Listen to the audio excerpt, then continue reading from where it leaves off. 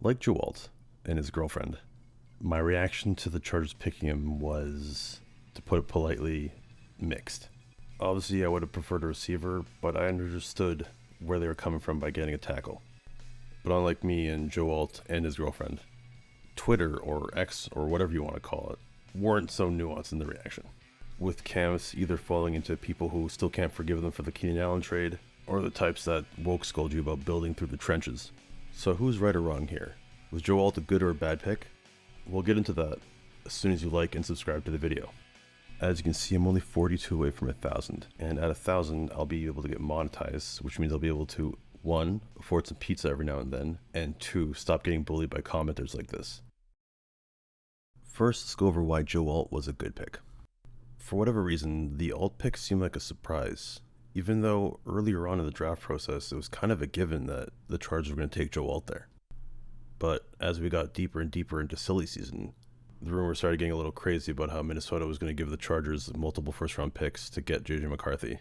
So Chargers fans were expecting a trade down to get a guy like Fuaga, though lately there had been a push towards J.C. Latham being a pick at 5. The idea being he's a natural right tackle.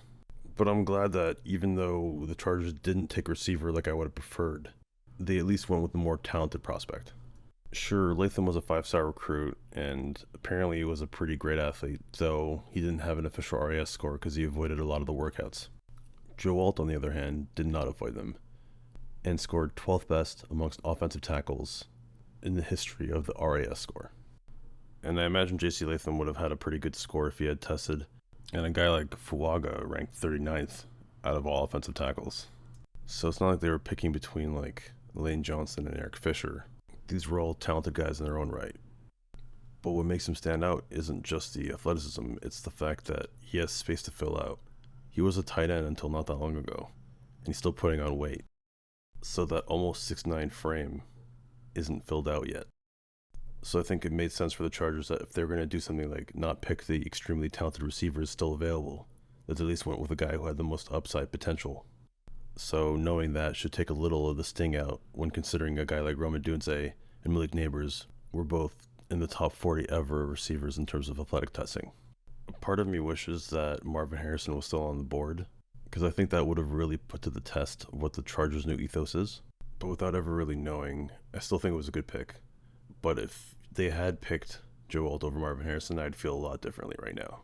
But since it was Malik Neighbors and Rome Odunze, I can forgive it. Obviously, this puts the Chargers in a really interesting spot for next year. They now have 3 tackles, including Trey Pipkins. And Pipkins has a contract that he can't really cut, so he's probably sticking around as swing tackle. And from what I gathered, he's a tackle-only kind of guy. And this isn't including Jamari Salyer, who probably is better suited for one of the tackle spots. But at least now they have depth, at least when it comes to the tackle spots. The guards and centers, not so much. But still, the O-line is definitely in better shape than it was last year. Speaking of the O-line, let's talk about some of the not great aspects of this draft pick. For one, they weren't able to capitalize on the JJ McCarthy hype, meaning they didn't get those extra picks and get an offensive lineman. With the way things shook out, they might have been able to get J.C. Latham later on, especially if the Titans took Jewalt. And even then, if he didn't last, they could have taken a guy like Fuaga. He would have definitely been there. So even if you like the Jewalt pick, which I do, I think I would have preferred a guy like Fuaga plus some extra picks instead of Jewalt. Especially since they didn't really 100% have to take a right tackle. Yes, I get it, Trey Pipkins is everyone's least favorite right tackle ever. He's not that bad. I think in a better offense with better protection schemes, as well as better blocking tight ends surrounding him, he'd probably be fine. And not as much of a problem as a wide receiving core like Josh Palmer and Quentin Johnson will be. To a core like that, they could comfortably add 2 draft picks this year. But since they didn't pick up any extra picks, it's going to be tough to add 2 wide receivers considering how many other needs they have. Center, corner, defensive tackle, and by that I mean they could use a pass rushing or run stopping guy, or even better, both. They could also potentially add to the running back room and as well as a linebacker. So with all those needs, it's going to be tough to get 2 wide receivers. And with the receivers who are left, I think you're better off trying to get 2 and getting lucky with 1, is what I'm trying to say. For all the talk of this being a great wide receiver draft, it's really just top heavy with a bunch of good guys who could be good but might also flop. Even if you're one of those built through the trenches guys who says that like he's the first guy who's ever said it before, you have to admit, you're not going to feel good about a wide receiver room next year just because they added a guy like Keon Coleman or Roman Wilson or Ladd McConkey. Sure, they could become very productive pros, but you're hoping for the best. That said, if you take a look what's available in terms of the tackles later on in the draft, it does drop off quite dramatically, and even more so than at wide receiver. But I think they could have probably worked with the talent they had and the infrastructure they have coaching-wise, more so than what they're going to be able to do with wide receiver. What are the odds that a guy like Greg Roman will know what to do with a mid-round guy? Just go take a look at his time with the Baltimore Ravens, and then try to feel good about the wide receivers. Not to mention, not taking a wide receiver really hurts them in the second round, because there's a lot of good players available. Let me demonstrate this point through some mock drafts. Here's one scenario where I decided to go with Jackson Powers-Johnson in the second round since he's available because of injury concerns. Roman Wilson and Ladd McConkey were available, same thing with Keon Coleman, but I went with the center. Other than Johnny Newton, he was the best player available, and he also fit a position need. So then you're probably thinking, well, why not take a wide receiver in the third round? But there I didn't like the options. Devontae Walker is a guy with speed, but drops issues.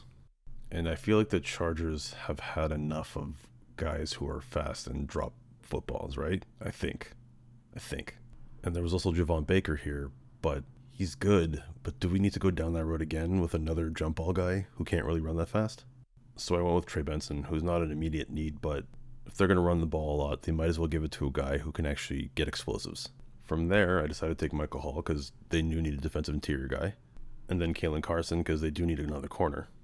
And I didn't like the receivers available, so I waited until Luke McCaffrey, who I like a lot, and I could also see a scenario where the Chargers somehow luck into him being a great player, and then be like, see, we didn't have to draft a player high, which is basically like them relying on a lottery.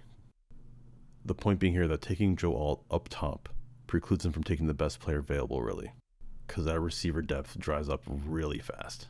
So, if you want Johnny Newton or Kool-Aid McKinstry in the second round, you better get used to Justin Herbert watching Quentin Johnson and Devontae Walker drop balls.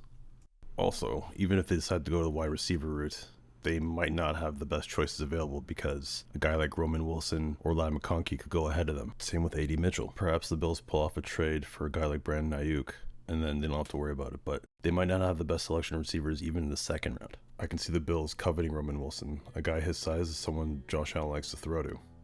A.D. Mitchell is a physically talented guy, but he's not a perfect prospect. Not in the same ways that Quentin Johnson was coming in, but do you want to add another question mark to the room? Point being, it's not going to be smooth sailing from here.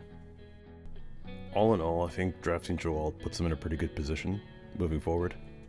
I think the Chargers are going to be a lot more competitive than they were with Brandon Staley, which, seems pretty obvious. But if you thought Herbert had suspect weapons, that won't change. And I don't see it changing anytime soon. So in 2025 or 2026, when they're drafting players, don't even look at any wide receivers up high. Just don't.